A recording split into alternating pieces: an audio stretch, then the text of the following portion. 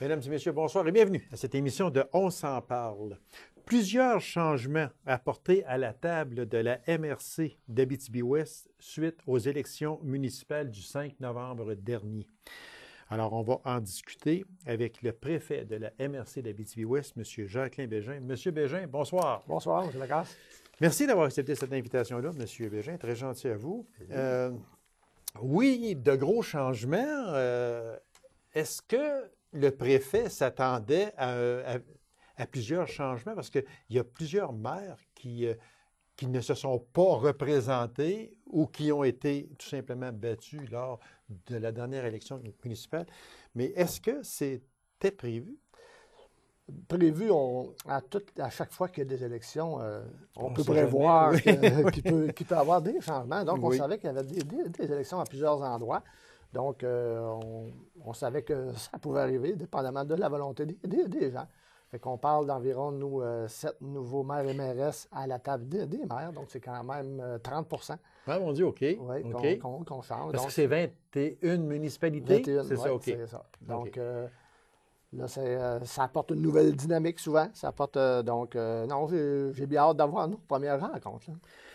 Parce qu'il y a, entre autres, Macamic, Palmarol, Lassar, Clermont, Taschereau, qui ont de nouvelles figures dirigeantes à la mairie.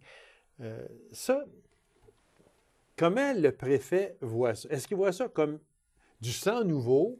Est-ce qu'il voit ça comme un changement, je ne dirais pas salutaire, parce que les autres qui étaient là faisaient leur travail aussi, c'est sûr. Là. C'est un bon Mais travail. est-ce que c'est bien pour la MRC d'apporter du sang nouveau? Du sang neuf, c'est toujours du sang neuf, ça apporte toujours des nouvelles idées. Est-ce que c'est bien? Nous, entre les maires et mairesses, on travaille beaucoup en collégialité dans notre MRC. Donc, on travaille ensemble. C'est rare qu'on a des affrontements entre les maires et les mairesses et qu'on voit au développement de notre territoire. C'est un autre palier. Donc, quand on travaille avec les gens qui étaient là antérieurement versus ceux qui vont être là, je ne m'attends pas à beaucoup de grandes différences, sauf que ça va être une autre dynamique, ça c'est certain. Mais c'est des gens qui vont vouloir que l'Abitibi-Ouest performe, donc qui vont travailler pour, c'est certain. Puis ces gens-là vont poursuivre les dossiers déjà présentés, c'est ça? Exactement, parce qu'on ne fait pas la roue, non. Naturellement. Et la MRC, on avait déjà débuté des grands changements. Dans la dernière année, là, il y a eu beaucoup de travail qui a été fait au niveau du développement, entre autres. C'est énormément de dossiers. Donc, on arrivait à la finalité. On était capable d'en closer plusieurs dernièrement. Mais là, on est prêt à partir avec un nouveau style de développement. Mais il y a eu beaucoup de travail de fait. Puis il y en a beaucoup à faire. Puis il y en a beaucoup à faire encore. Oui, c'est pas terminé. C'est loin d'être terminé. Moi, j'aimerais avoir votre opinion, M. Bégin, sur... il y a plusieurs femmes qui ont accédé à des postes de mairesse et qui, espérons-le, vont continuer à aller en augmentant. Mais cette année, il me semble qu'il y a plusieurs personnages féminins qui ont accédé au poste de mairesse. Entre autres, on a qu'à regarder, il y a ici Macamic, entre autres, qui était sur un poste de mairesse, entre autres.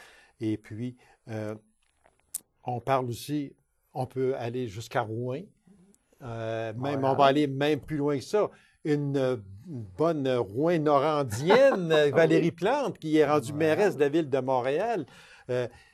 C'est un run, c'est nouveau et c'est bien. Êtes-vous pour ça? Oui, sûrement. Oui, c'est sûr. Ça fait longtemps qu'on veut que les femmes prennent leur place. Ils le prenaient à moindre échelle. Mais là, maintenant, on en voit de plus en plus qui se présentent au poste politique. Mais il ne faut pas oublier que aussi dans les postes stratégiques de nos organisations, il y a beaucoup de femmes qui sont les directrices générales. Donc, c'est pas nouveau. C'est toujours des gens très, très compétents qui occupent ces postes-là. Fait que non, moi, je vois ça d'un bon oeil. Nous, à notre MRC, on va avoir 4 dames, 4 mairesses, donc c'est très intéressant. C'est une belle dynamique. Oui, exactement. Parce qu'à part que Macamic, c'est les autres qui sont... On a Palmarol avec Louisa Gobel. Ah oui, c'est vrai, oui. On a à Clerval avec Suzanne Teberge. OK. Et on a à Saint-Lambert avec Mme Diane Provost. Ah, OK. Ouais. Fait qu'on a ici à Macamic Mme Lina Lafrenière. Ouais. Donc, 4 nouvelles figures à la table de la MRC. Est-ce que vous vous attendiez à ça? Peut-être une question comme ça? C'est toujours embêtant. Des élections, ça reste des élections. On n'a pas le pouls sur le territoire même de comment ça se passe. Souvent, on croit qu'une personne peut rentrer facilement à un poste, mais dans la finalité, les citoyens veulent du changement ou ils veulent autre chose. Et on ne connaît jamais les campagnes que les candidats font. Donc, c'est difficile de prévoir. Mais quand ça arrive... Oui, parce que si on va à une plus haute échelle, on va juste faire une parenthèse, là. Si on va à une plus haute échelle, là, je pense que la surprise des surprises au 5 novembre dernier, c'est M. Coder qui se fait battre.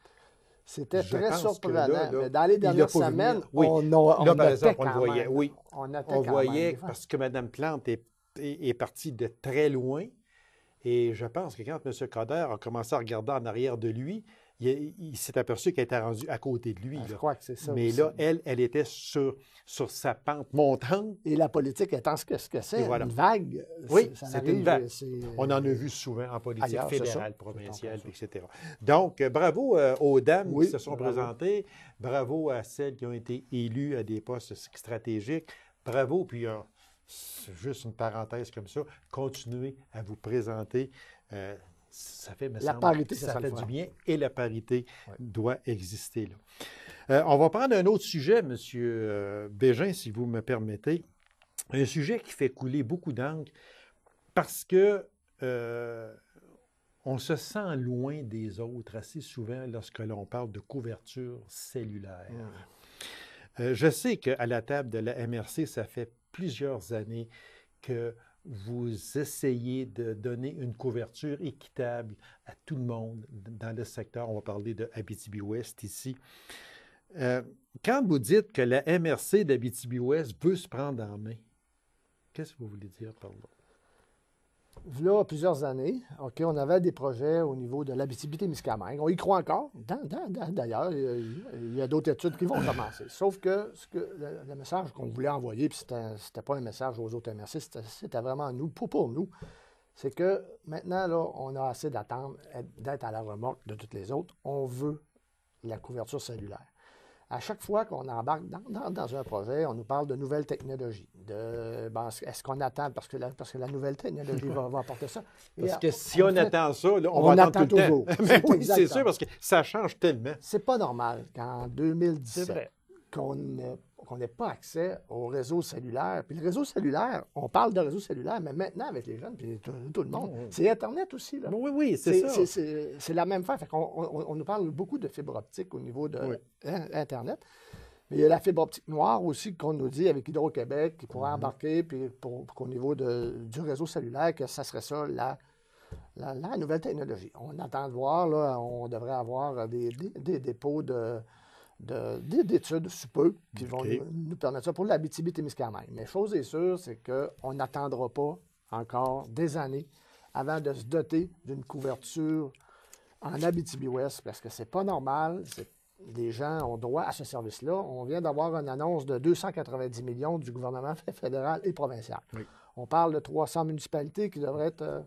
donc, 300 municipalités, on n'en nomme pas encore de l'Abitibi-Témiscamingue, mais à l'heure actuelle, on nous dit qu'il y en aurait. Mais là, on ne le sait pas encore. On devrait le savoir au cours des prochaines semaines.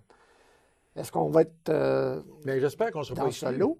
J'espère qu'on sera pas exclu, mais on ne sait même pas quelle entreprise a déposé encore. Donc, il faut attendre ça, mais on n'attendra pas tout le temps. Pourquoi que la MRC d'Abitibi-Ouest ne posséderait pas ses propres tours et c'est à ça que vous voulez en venir. Oui, et permettrait aux compagnies de venir s'installer. À quelque part, il faut comprendre qu'une compagnie avec des investisseurs ne viendront pas installer une tour en Abitibi-Ouest pour couvrir 100 clients. Non, ça c'est sûr. C'est pas rentable. C'est vrai. Donc, si nous offrons les installations physiques, puis qu'eux peuvent se connecter avec, et là, on sera peut-être capable de faire entrer des fournisseurs qui seraient compétitifs. Mais là, il y a une chose. Mais c'est pas décidé. Non.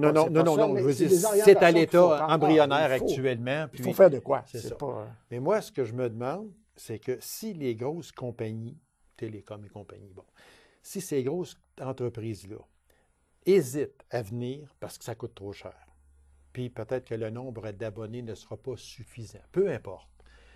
Pourquoi que ce serait rentable si la MRC décide qu'elle va implanter ses propres structures en télécommunications, puis elle va louer ces structures-là à des entreprises de câbleaux-distributeurs?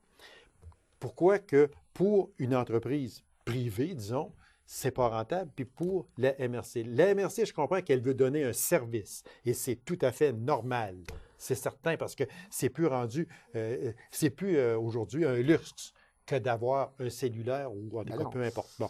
Mais pourquoi, comment vous envisagez, moi je parle de la MRC, comment vous envisagez de peut-être essayer de rendre ça rentable? Parce que ça va coûter énormément cher. Il n'y a pas eu d'entente entre les maires en Abitibi-Ouest. Moi, je peux donner ma perception qu'on a, puis pour les discussions qu'on a eues. Oui. Est-ce que la MRC va finir par faire de l'argent avec des tours Internet? C'est non. En tout cas, je ne crois pas. C'est clair, okay. C'est vrai, parce que vous m'auriez dit oui, j'aurais dit, bien là, expliquez-nous, parce que... parce qu'il y aurait eu un fournisseur qui serait c'est certain, certain, certain. Donc, si on les met en place et qu'ils viennent, on risque d'avoir des coûts, par contre, qui vont être plus abordables pour nos citoyens. OK. Donc, si le citoyen sauve, à quelque part, si c'est la moitié du prix d'un abonnement, parce qu'on n'a pas investi dans les structures, bien, le citoyen, lui, retrouve son compte. Nous, à la MRC, c'est sûr qu'on va payer. Mais quand vous achetez une niveleuse ou quand on a instauré les matières résiduelles, est-ce qu'on a payé? Oui. Est-ce que c'est rentable? Non. Mais je suis bien d'accord. Oui, je suis bien d'accord. Il faut rendre que nos citoyens sont en droit de s'attendre. Et actuellement, c'est le CRTC qui s'occupe de ce dossier-là. Et chez nous, ça n'avance pas. Donc, à quelque part, si ce n'est pas nous qui s'en occupons, c'est... Fait que ça veut dire que vous avez, et avec raison, mis une croix sur l'entreprise privée qui va venir s'implanter. Pas nécessairement. Non? Pas nécessairement s'il y en a une qui nous fait des propositions qui sont... Mais là, on voit que... Mais ça tarde. C'est ça. Hein? C'est réticent. C'est ça. Okay. Donc, vous tardez, nous, on va s'activer. Après, bien, on verra comment on va tout ça veut dire que, si je comprends bien, la MRC pourrait, je dis bien pourrait, implanter ces structures en télécommunication, puis louer à l'entreprise privée ses services. Exactement. Puis, c'est sûr que si l'entreprise privée, elle, pour la MRC, ça ne sera peut-être pas rentable, comme vous le dites, mais par contre, là, il y aura un coût. Oui, mais ça peut en couvrir aussi des frais. Oui. Admettons que c'est intéressant pour Vidéotron, peu importe de qui se montre belle, d'entrer dans nos tours pour être en communication, parce qu'on a quand même un réseau minier, on a beaucoup de choses. Donc, si eux, c'est avantageux, ils vont louer une partie de la tour. Le citoyen va en gagner au bout de la run parce qu'il va payer moins cher pour son forfait. Donc, c'est un genre de business de même qu'on vise. En Europe, il y a des pays qui le font déjà. C'est déjà comme ça. C'est eux qui installent les infrastructures et les compagnies s'installent. Et c'est prouvé que c'est gagnant. Okay. Donc, ça veut dire qu'à ce moment-là, il y aurait une couverture qui serait très adéquate. Il faut qu'elle soit adéquate. À ce moment-là, puis c'est sûr et certain que du côté du payeur, oui, que dans les municipalités, il y aura peut-être un certain montant qui sera peut-être ajouté aux taxes, peu importe comment, mais c'est sûr et certain que le payeur va rester la population. Ça va toujours être ça. Mais ça va toujours être importe. Ça. Puis, comme vous dites si bien, les matières résiduelles, c'était essentiel. C'était essentiel, mais ça a coûté quelque chose. Beaucoup. Est-ce que c'est rentable? Non, vous l'avez très bien dit, parce que vous m'auriez dit oui, j'aurais dit, oh, on sort des chiffres, parce que moi, ce n'est pas les chiffres que j'ai. Non, mais c'est un service C'est un service qui devient essentiel, comme l'Internet et le cellulaire, ça devient essentiel. Ce ne sont plus des jouets, ça. C'est en plein ça. Fait que donc, l'Abitibi-Témiscamingue devrait, regarde en ce moment, donc on devrait avoir des nouvelles sous peu. Sous quelle forme que ça pourrait prendre pour une entente avec tout le territoire. Sinon, bien, comme je vous dis, nous, on va continuer à explorer. Parce que là, vous êtes préfet de la MRC d'Abitibi-Ouest, mais ce mec-là, un tel système pourrait s'étendre à l'Abitibi-Témiscamingue à ce moment-là. C'est pour ça que j'ai confiance à ce que l'Abitibi-Témiscamingue, on embarque dans un projet comme ça. C'est ça, parce qu'on dit que l'idée a été partagée à la conférence des préfets. Exactement.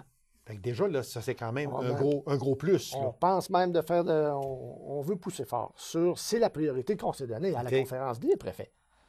On dit que vous attendez le dépôt d'un projet orchestré par le groupe Gestion de l'inforoute régionale de l'Abitibi-Témiscamingue, soit le GIRAT. Le GIRAT avait déposé, peut-être il y a 4 ans, un projet d'implantation de tours OK. pour les louer. Ce que le GIRAT font actuellement, ce que j'en sais, c'est qu'ils vont mettre leur étude à jour, puis il va y avoir une autre présentation aux partenaires. Donc, c'est à ce moment-là qu'on va voir. De l'autre côté, le premier ministre, lors du congrès de la Fédération québécoise des municipalités, nous a affirmé que Hydro-Québec était maintenant ouvert à ce qu'on utilise de la fibre noire d'Hydro-Québec. Donc, on attend aussi des développements à ce niveau-là. On nous dit que cette technologie-là, ça serait celle-là qui serait... Parce que cette fibre noire-là Passe d'Hydro-Québec, mais c'est ça, exactement. Passe Là, partout. là, il n'y aura plus besoin de faire des tours, etc. Là, parce que, Ben, peut-être à certains endroits pour aller couvrir, là, disons, mais en général, En général, parce que ça passe partout. Là. c'est ça. Fait il restera peut-être très peu de territoire à aller couvrir.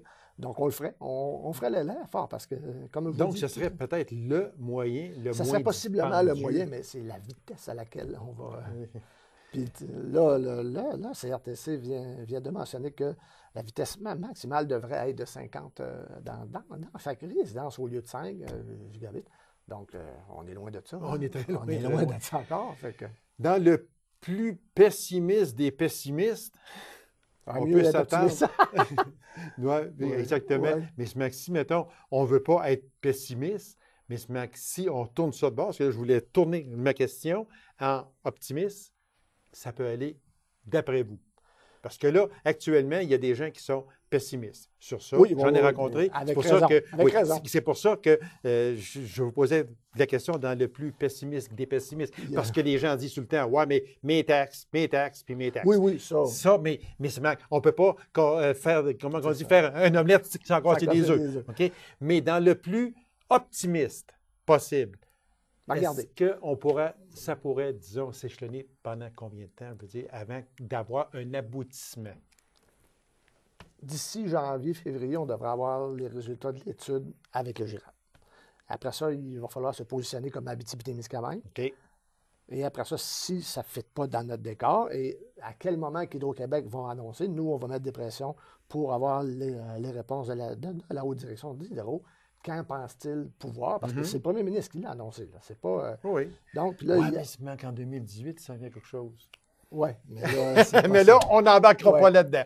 Fait, moi j'ai comme j'ai un feeling que pour le printemps au plus tard, 2019, OK. on sache comment on s'oriente là-dedans. Parce que le reste, c'est un coup que tout est décidé. Disons d'ici un an. D'ici un an, vous allez probablement savoir, on va savoir probablement là, comment convaincu. vous allez, comme on dit, enligner. Aligner nos C'est ça. affaires. Est-ce que Hydro-Québec est un partenaire? Voilà.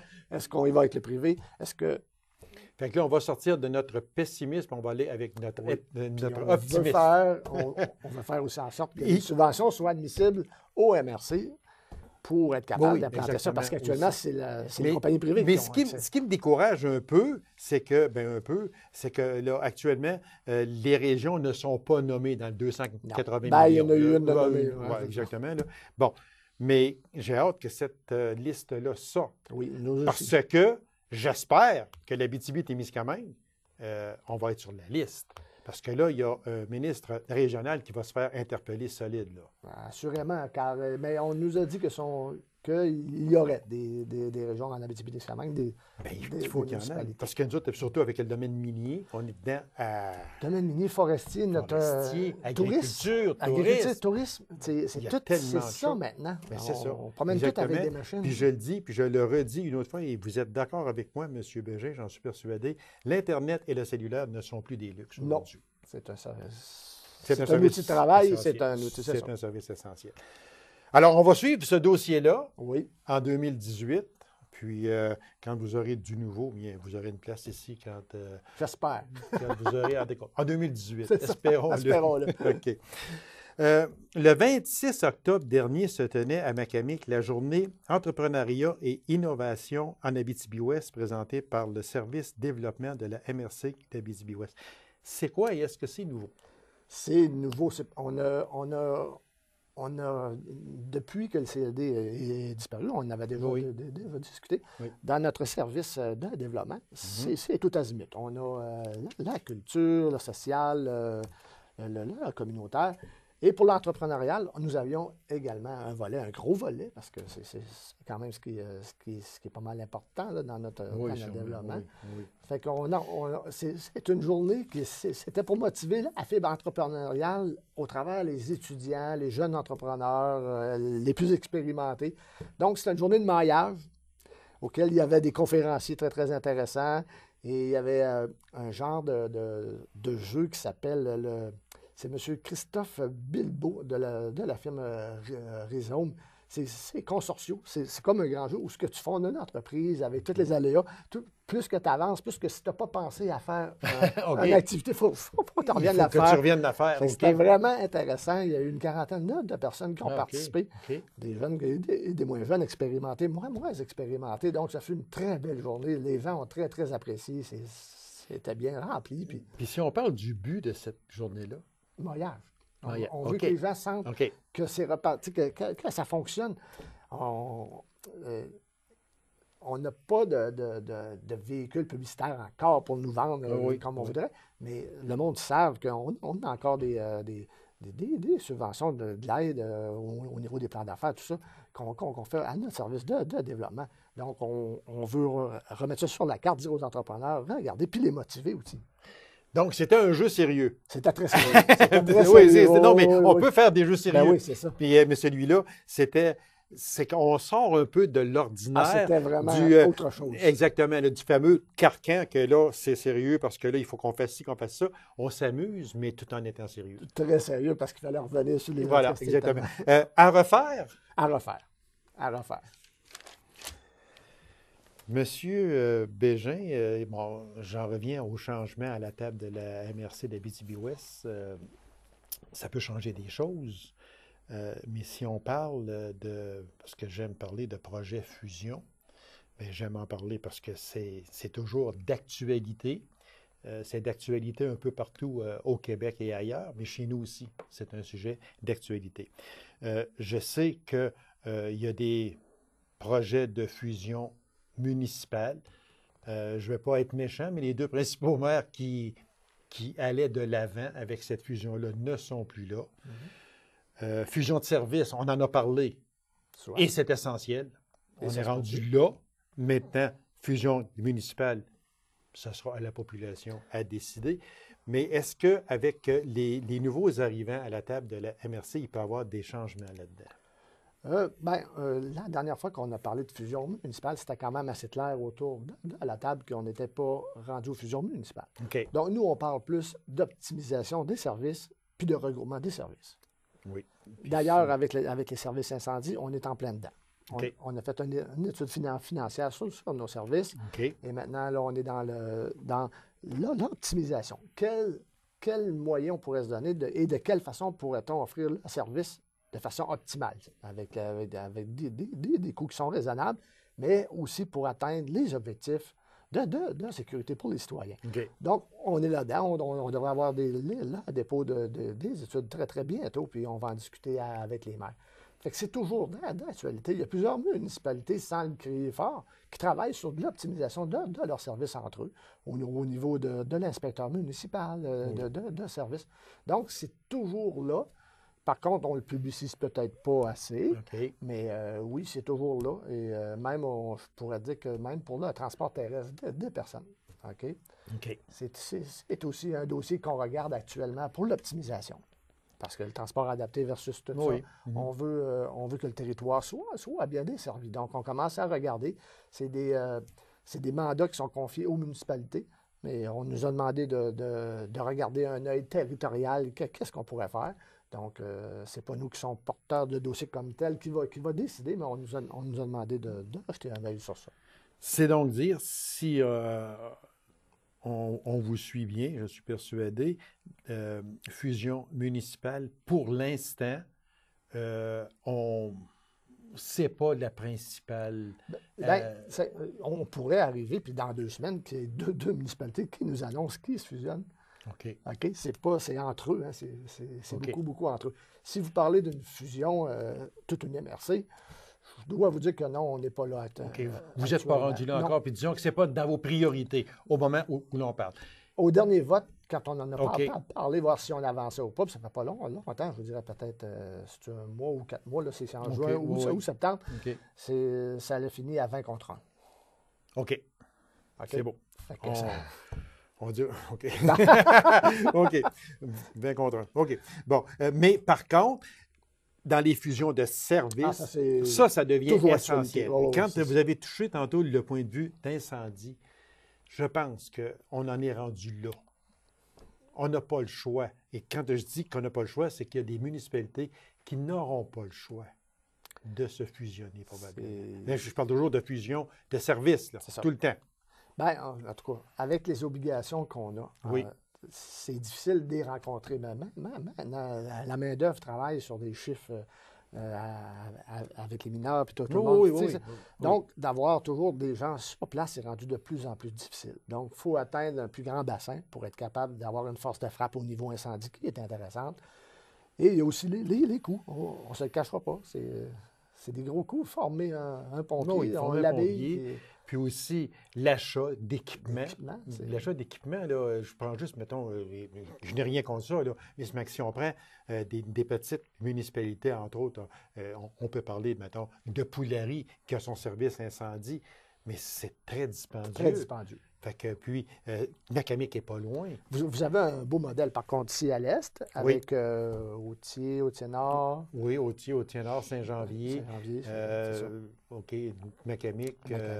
Donc, une régie comme ça, tu sais, c'est peut-être des choses qu'on va regarder. Tu sais, ça va sûrement être dans les propositions. Est-ce qu'il n'y aurait pas lieu d'avoir des régies, Oui. d'avoir moins de services, mais avec des régies? Ça va pas sûrement faire partie des options qui vont être déposées. Là.